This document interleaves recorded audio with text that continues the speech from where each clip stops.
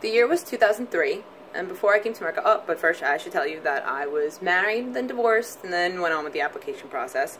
And my wife at the time supported me to go to submit my application. And after everything was said and done, I went to Guatemala, and the atmosphere of the country was very different back then. They had a different president entirely. So upon my arrival there, somebody decided to ask me questions once my application was accepted.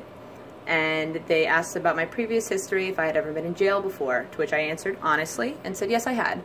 What were you in jail for? For fighting. Oh, were you ever in jail for stealing? No, just fighting. A few times I've been locked up for that, but never for stealing. So they marked something on my paper and ripped the top copy off, to which I was taken aback, but waited patiently.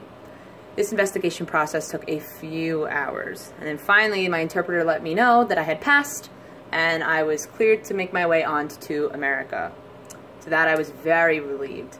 At this point, it was about 3 in the afternoon, and the whole bunch of paper that I was given, I was informed not to rip off the top copy because once I arrived in America, someone would do it there. So when I was ready to fly, we went and landed in California. Upon arrival, I saw a police officer, informed them I was deaf, showed them my paperwork, and they led me to an area where I was told to wait. I obliged, and they went through my paperwork, reconfirmed with me that I was deaf, found everything was kosher, gave me my paperwork, and told me I was free to go. So on I went, very relieved.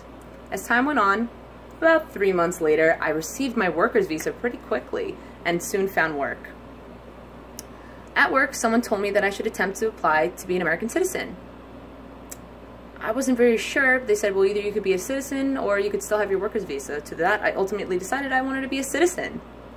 I went on with the process again of studying, practicing, memorizing everything that I could, and I tried very hard. I would answer questions such as how many stars there were, and there were I would answer 50. So everything that I memorized, I was going to apply to the interview the next day. So the next day I was nervous about the questions, trying to remember what I had, nervous I would make mistakes, but I straightened my tie, went into the office, greeted the man, to which I was surprised he looked very angry. And I informed him that I was deaf, and I had an interpreter who would translate my interview for me.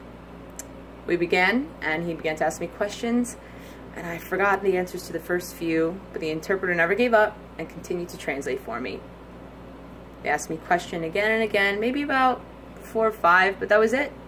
The man turned to me and said, "Congratulations, you are an American citizen, and here's your American flag." And I was shocked. I had studied so hard to have those few questions asked. But regardless, I thanked him, and I was officially an American citizen. I'm very happy that I went through this process, and that's my story.